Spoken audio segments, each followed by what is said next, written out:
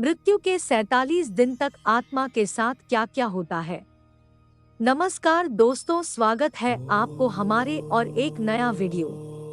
मृत्यु हम सबके जीवन का एक परम सत्य है, यानी जो भी इस धरती पर जन्म लिया है, सभी प्राणी को कभी ना कभी एक दिन अवश्य ही इस लोक को छोड़कर जाना पड़ेगा। श्री कृष्ण ने भागवत गीता में कहा है कि आत्मा एक निश्चित अवधि पूर्ण होने के बाद एक शरीर को त्याग कर दूसरे शरीर धारण करने वाली तृतीय है, अर्थात जीवों का शरीर तो नश्वर होता है जबकि आत्मा अजरमर होती है। दोस्तों, अब आप ये सोच रहे होंगे, अगर आत्मा अमर है तो किसी की मौत या फिर शरीर के नष्ट हो जाने के बाद आत्मा का क्या होता है। तो दोस्तों, मैं आपको बता दूं कि मरने के बाद आत्मा के साथ क्या होता है। इसका वर्णन हिंदुओं के पवित्र पुराणों गरुड़ पुराण में मिलता है, जिसमें ये भी बताया गया है कि मृत्यु के कितने दिनों बाद आत्मा यमलोक पहुंचती है और रास्ता में उस आत्मा को किस किस प्रकार की समस्याओं का सामना करना पड़ता है।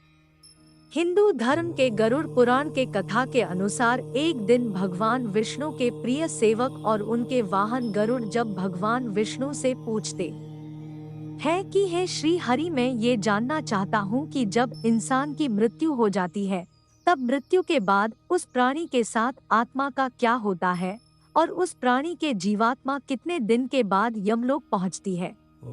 तब भगवान विष्णु अपने वाहन गरुड़ से कहते हैं कि हे गरुड़, जब कोई जीव अपना शरीर त्याग करता है यानी उसकी मृत्यु होती है तो उस जीव की आत्मा 47 दिनों के बाद यमलोक पहुंचती है और इन 47 दिनों के अंदर उस जीव की आत्मा कई प्रकार की दुखों और यातनाओं को सहकर गुजारना पड़ता है। आगे भगवान विष्णु कहते हैं कि जब भी किसी जीव की मृत्यु होने वाली होती है तो सबसे पहले उस प्राणी की आवाज चली जाती है और जब अंतिम समय आता है तो मरने वाले व्यक्ति को कुछ पल के लिए दिव्य दृष्टि मिलती है।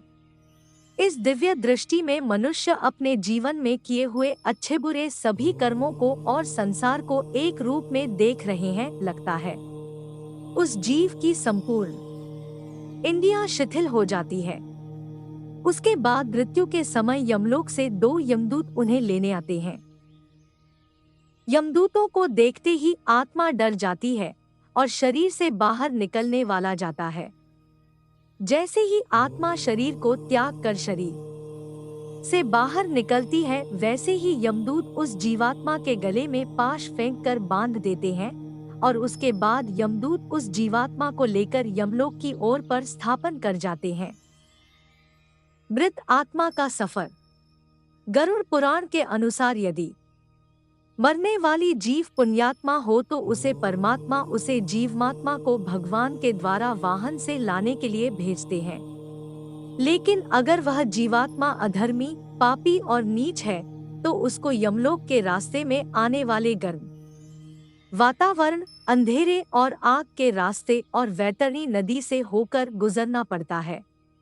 उस पापी आत्मा को यमलोक पहुंचने पर कई प्रकार की यातनाएं उसे दी जाती है।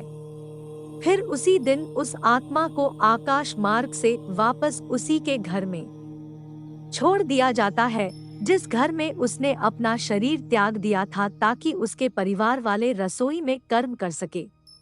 यानी 12 दिनों तक आत्मा अपनों परिजनों के बीच रहती है और जब 13वें दिन जब उस आत्मा का पिंडदान किया जाता है तब उस आत्मा को यमदूत एक बार फिर से लेने आ जाते हैं। इसीलिए दोस्तों, हिंदू धर्म में ऐसा माना जाता है कि मनुष्य की मृत्यु के 10 दिन तक पिंडदान जरूर करना चाहिए। पिंडदान से सूक्ष्म शरीर को चलने की शक्ति मिलती है। फिर भी इसके बाद आत्मा का यमलोक तक का सफर कठिन होता है। उसके बाद शुरू होता है वैतरणी नदी को पार करने की यात्रा। अगर मनुष्य जीते जी गोदान किया जाएगा तो उसी गाय की पूंछ पकड़कर वह वैतरणी नदी पार करता है। अन्यथा इस नदी को पार करते समय भी पापी जीवात्मा को कई यातनाओं से होकर गुजरना पड़ता है। गरुड़ पुराण में वैतरणी नदी को गंगा नदी का रौद्र रूप कहा गया है। इस नदी से हमेशा आग की लपटें निकलती रहती है, जिसके कारणवश ये देखने में लाल दिखती है। इस नदी से गुजरते समय जीवात्मा को कई खतरनाक जीवों का दंश पड़ जाता है। इस नदी से गुजरते समय आत्मा को ऐसा महसूस हो रहा है जैसा माना जाता है जैसे कि कोई उसे इसमें डुबोना चाह रहा हो। वैतरणी नदी पार करते समय उसे पीव से भी गुजरना पड़ता है। इस तरह पापी जीवात्मा को इस नदी को पार करने में 47 दिन का समय लगता है। उसके बाद जीवात्मा यमदूतों के साथ यमलोक पहुंच जाती है, जहां उसे उसके कर्मों के अनुसार सजा भुगतने के लिए नर्क में भेज दिया जाता है। इसलिए दोस्तों, अगर आप मृत्यु के पश्चात इस तरह के कष्टों को नहीं भोगना चाहते हैं, तो अपने जीवन काल में अच्छे कर्म करें, क्योंकि चाहे आप जिसके लिए भी जीवन भर बुरे कर्म करते हैं, ये याद रखिए कि मरने के बाद कष्टों को भोगने के लिए एक के साथ साथ वहाँ कोई नहीं होगा।